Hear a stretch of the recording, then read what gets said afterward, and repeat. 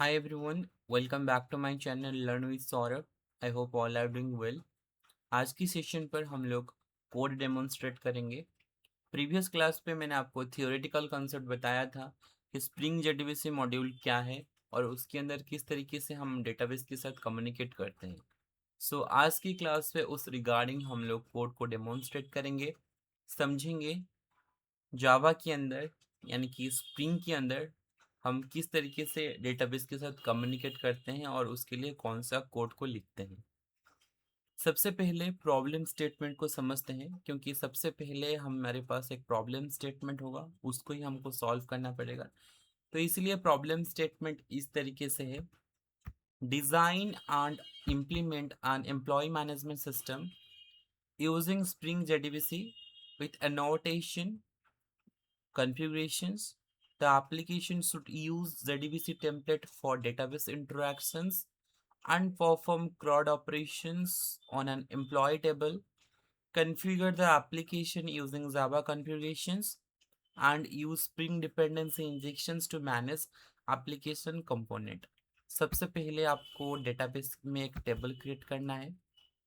Then आपको 3 class की requirement होगा: entity class, DAO implementation class, configuration class और मेन क्लास, और नंबर थर्ड में वो एक इंटरफेस है। राइट। प्रोजेक्ट की स्ट्रक्चर कुछ इस तरीके से होगा, जहाँ पर आपके पास कुछ पैकेजेस है और पैकेजेस के अंदर कुछ क्लासेस अवेलेबल है।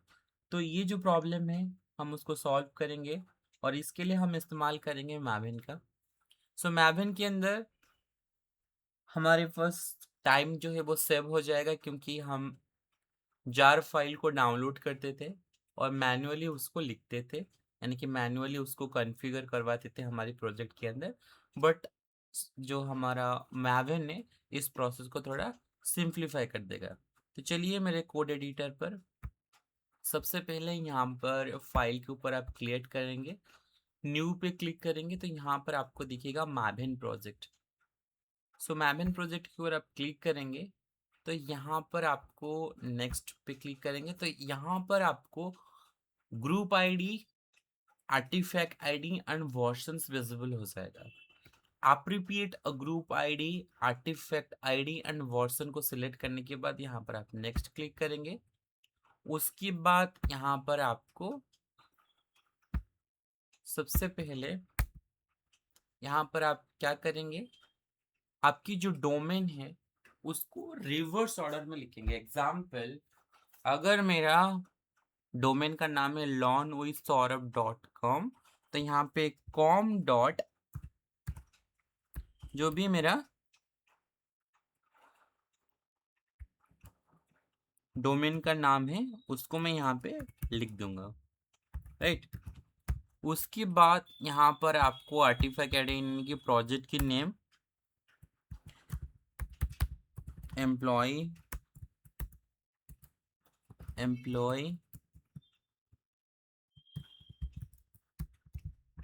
मैनेजमेंट। उसके बाद यहाँ पे पैकेज को आप कुछ इस तरीके से रहने दोगे। उसके बाद अगर आप फिनिश करोगे तो कंसोल के ऊपर कुछ कोड रन होगा।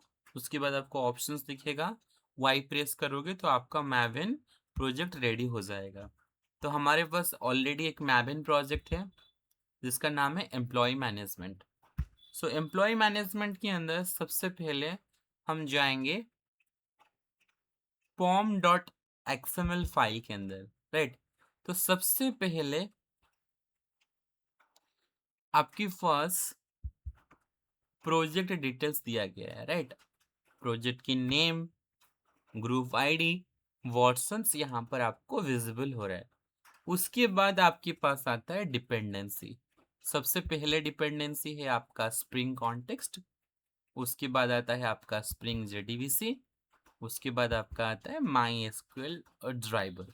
यहाँ पर हम मैन्युअली बहुत सारा जार फाइल को डाउनलोड करके प्रोजेक्ट के अंदर कॉन्फ़िगर करवाते थे, बट यहाँ पर प्रोसेस ऑटोमेट होके हम pom.xml फाइल के अंदर डिपेंडेंसी को मेंशन करके हम सेम प्रोजेक्ट को रन कर सकते। राइट। ये है हमारा pom.xml फाइल के अंदर मेंशन किया गया डिपेंडेंसी। अभी क्या करेंगे हम लोग यहाँ पर src फोल्डर के अंदर कुछ पैकेजेस क्रिएट करेंगे। सबसे पहले मेरा मॉडल, उसके बाद है रिपोजिटरी, उसके बाद है कॉन्फ़िगरेशंस और उसके बाद आता है मेरा मेन पैकेज। सबसे पहले हम कोड एनालाइज करते हैं, यानी कि डेमोन्स्ट्रेट करेंगे employee.java.class की। सबसे पहले आपको स्टार्टिंग पॉइंट पे आपको यहाँ पर दिख रहा है पैकेज डिक्लेरेशंस। सो यानी कि हमारा जो एम्प्लॉय क्लास है com.example.model के अंदर मेंशन किया गया है। उसके बाद आपको यहाँ पर आप देख सकते हो पब्लिक क्लास एम्प्लॉय, ये आपका क्लास का नेम है और उसके अंदर उनका डेटा मेंबर है, राइट। सो ये जो डेटा है private int ID, private string name, private string department and private double salary, ये जो आप देख रहे हो इसको बेस करके सबसे पहले हम क्या करेंगे, डेटाबेस के अंदर एक डेटाबेस क्रिएट करेंगे। अगर आपको एसक्यूएल क्वेरी लिखना आता है तो आपको पता होगा कि हम डेटाबेस क्रिएट करने के लिए सिंटैक्स का इस्तेमाल करते हैं, क्रिएट अ डेटाबेस, जहां पर हम डेटाबेस की नेम प्रोवाइड करेंगे। हमारे पास जो डेटाबेस है उसका नाम है एम्प्लॉय डीबी। उसके बाद उस डेटाबेस को यूज करेंगे, उसके बाद उसके अंदर एक टेबल क्रिएट करेंगे जहां पर हम यहाँ पर देख सकते हो कोड के अंदर जो हम डेटा मेंबर यूज कर रहे हैं, जो यानी कि जो वेरिएबल इस्तेमाल कर रहे हैं वो सिमिलरली हमारे टेबल के अंदर है, राइट। सो टेबल क्रिएट होने के बाद हम आ जाएंगे हमारे क्लास के अंदर।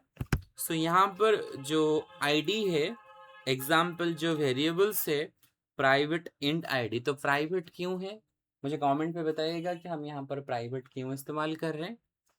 उसके बाद हम देखेंगे यहाँ पर आपको एक डिफॉल्ट कंस्ट्रक्टर देखने को मिल रहा है, right.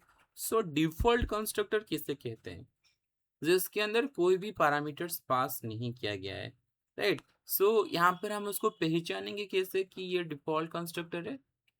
Constructor is a special type of method जो कि आपका क्लास के नेम के साथ आपका कंस्ट्रक्टर का जो नेम है वो मैच हो जाता है, जिसके लिए हम उसको बोलते हैं कंस्ट्रक्टर। और डिफॉल्ट कंस्ट्रक्टर इसलिए बोलते हैं क्योंकि उसके अंदर कोई भी पैरामीटर्स हम लोग पास नहीं किए हैं, राइट। सो अभी इसका काम क्या है, अगर मैं एक ऑब्जेक्ट क्रिएट करता हूँ with the help of default constructor, so value automatically initialise. Example, अगर एम्प्लॉय का एक ऑब्जेक्ट क्रिएट करता हूँ, एम्प्लॉय का आईडी है, तो जहां पर इंटीजर है वहां पे मेरा वैल्यू असाइन हो जाएगा 0। जहां पर अगर मैं डेटा टाइप इस्तेमाल हो रहा है स्ट्रिंग, तो वहां पे वो इनिशियलाइज हो जाएगा आपका नल वैल्यू। तो ये है आपका डिफॉल्ट कंस्ट्रक्टर का काम। उसके बाद यहाँ पर आपको देखने को मिलेगा पैरामीटराइज कंस्ट्रक्टर, यानी कि जिस कंस्ट्रक्टर के अंदर कुछ पैरामीटर्स दिया गया है उसको हम बोलते हैं पैरामीटराइज कंस्ट्रक्टर। सो ये जो पैरामीटराइज कंस्ट्रक्टर, अगर इसका एक ऑब्जेक्ट क्रिएट किया जाता है, अगर हमारे पास एक आईओसी कंटेनर है वो उसका ऑब्जेक्ट को क्रिएट करता है। एग्जाम्पल, अगर मैं एम्प्लॉय का एक ऑब्जेक्ट क्रिएट करता हूँ तो एम्प्लॉय का आईडी के अंदर 101 स्टोर कर सकता हूँ, नेम राहुल सेट कर सकता हूँ, डिपार्टमेंट आईटी और उसका सैलरी को भी ऐड कर सकता हूँ। उसके बाद हमने क्या किया है, उसके बाद हम लोग क्रिएट किए हैं getter and setter method. So getter method किस लिए इस्तेमाल किया जाता है, गेटर मेथड हम लोग इस्तेमाल करते हैं वैल्यू को रिटर्न करने के लिए, एंड सेटर मेथड इस्तेमाल करते हैं वैल्यू को सेट करने के लिए। उसके बाद मैं यहाँ पर टू स्ट्रिंग मेथड इस्तेमाल कर रहा हूँ। तो टू स्ट्रिंग मेथड का काम क्या है, अगर कोई भी ऑब्जेक्ट को मुझे रीडेबल फॉर्मेट में चाहिए, यानी कि मैं अपनी कंसोल के ऊपर अगर ऑब्जेक्ट को प्रिंट करना चाहता हूँ, तो उस पर्टिकुलर सिनेरियो पर मैं क्या करूँगा, टू स्ट्रिंग मेथड का इस्तेमाल करूँगा, राइट। सो ये बेसिकली ये काम है मेरा एम्प्लॉय डॉट जावा क्लास का।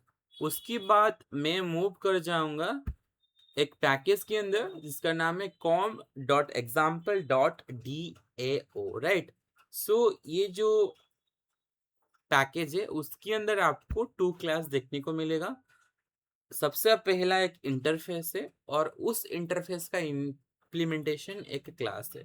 अगर मैं इस इंटरफेस के ऊपर क्लिक करता हूं तो यहाँ पर आप देख सकते हो पब्लिक इंटरफेस एम्प्लॉय DAO। सो ये एक इंटरफेस है। इंटरफेस सिर्फ बताता है कि कौन कौन से मेथड होगा और उसका इम्प्लीमेंटेशन यहाँ पर नहीं दिया गया है, राइट। सो यहाँ पर कुछ मेथड से insert, update, delete and display, उसका काम सब डिफरेंट है, राइट। सो इसलिए यहाँ पर इतना सारा मेथड दिया गया है और इस मेथड का इम्प्लीमेंटेशन आपको इम्प्लीमेंटेशन क्लास में देखने को मिलेगा। इम्प्लीमेंटेशन क्लास का नाम क्या है? Employ DAO implementations dot Java, right. So उस क्लास के अंदर अगर हम जाएंगे तो सबसे पहले आप देखोगे यहाँ पर आपको एक रेपोजिटरी अनोटेशंस दिया गया है। तो ये रेपोजिटरी अनोटेशंस का काम क्या है? अगर आपको इंटरव्यू में पूछा जाता है what is the workflow of repository, so आपको पता होना चाहिए ये स्प्रिंग को बताता है, ये डेटाबेस रिगार्डिंग क्लास है, तो स्प्रिंग इसका ऑब्जेक्ट ऑटोमेटिकली क्रिएट कर देगा। उसके बाद आता है JDBC टेम्पलेट के अंदर। सो यहाँ पर हम ऑटोवायर अनोटेशंस यूज कर रहे हैं, राइट। सो JDBC टेम्पलेट क्या है? JDBC टेम्पलेट स्प्रिंग का एक हेल्पर क्लास है। ये SQL एग्जीक्यूट करना इजी बना देता है। जब भी हम SQL क्वेरी को एग्जीक्यूट करेंगे तो ये जो पार्ट है उसको ये इजी बना देगा, राइट। सो यहाँ पर आप देख सकते हो ओवरराइड लिखा हुआ है और यहाँ पर एक इंसर्ट मेथड दिया गया है, राइट। तो इसके अंदर हम यहाँ पर एक यूज कर रहे हैं string SQL is equal to insert into employee values inside the parenthesis. आपको कुछ क्वेश्चंस मार्क देखने को मिल रहा है। तो ये क्वेश्चंस मार्क क्या है? उसको हम टेक्निकली बोलते हैं प्लेस होल्डर, यानी कि मैं जो उसका वैल्यू को बाद में जाके ऐड कर सकता हूँ। उसके बाद आता है JDBC template dot update SQL, employee dot get ID dot employee dot get name, employee dot get department and employee dot get salary, और मैं उसको प्रिंट कर दूंगा। अगर ये क्वेरी मेरा सक्सेसफुली एग्जीक्यूट होता है तो मेरे पास ये सिस्टम के अंदर ये प्रिंट हो जाएगा। तो ये जो इतना सारा मैं यहाँ पर मेथड लिख रहा हूँ, employ dot gate ID, employ dot gate name, सो डेटाबेस में इसका क्वेरी बनेगा और एग्जाम्पल इंसर्ट इनटू एम्प्लॉय, उसके अंदर जो प्लेस होल्डर है उसके लिए मैं वैल्यूज को ऐड कर सकता हूँ। सिमिलरली यहाँ पर आपके पास अपडेट मेथड भी है, राइट। सिमिलरली आपके पास डिलीट मेथड है एंड सिमिलरली आपके पास डिस्प्ले मेथड है, राइट। ये सारा चीज जो है ये आपको मदद करेगा डेटाबेस रिगार्डिंग जो भी आपका क्वेरी को चलाना। इसका लॉजिक ये है जो कि डेटाबेस के अंदर ये सारा क्वेरी मेरा एग्जीक्यूट होगा। आप उसके लिए इंसर्ट कर सकते हो, अपडेट कर सकते हो, डिलीट कर सकते हो, राइट। अभी हम जाएंगे कॉन्फ़िगरेशन क्लास के अंदर, राइट। सो पहले हम जाएंगे दूसरी एक क्लास के अंदर। सो ये है कॉन्फ़िगरेशन का क्लास।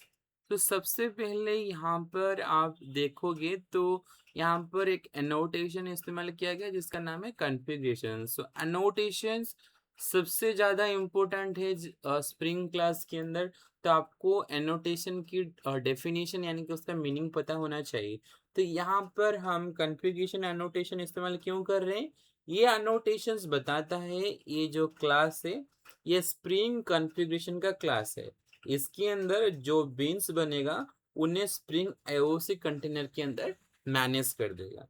उसके बाद आप देख सकते हो component scan base package is equal to com dot example, यानी कि कॉम डॉट एग्जाम्पल के अंदर जितने सारे कंपोनेंट है ये उसको स्कैन करेगा। Example component annotations, repository annotation, service annotations यानी कि कंट्रोलर एनोटेशन, इसको ये स्कैन कर देगा।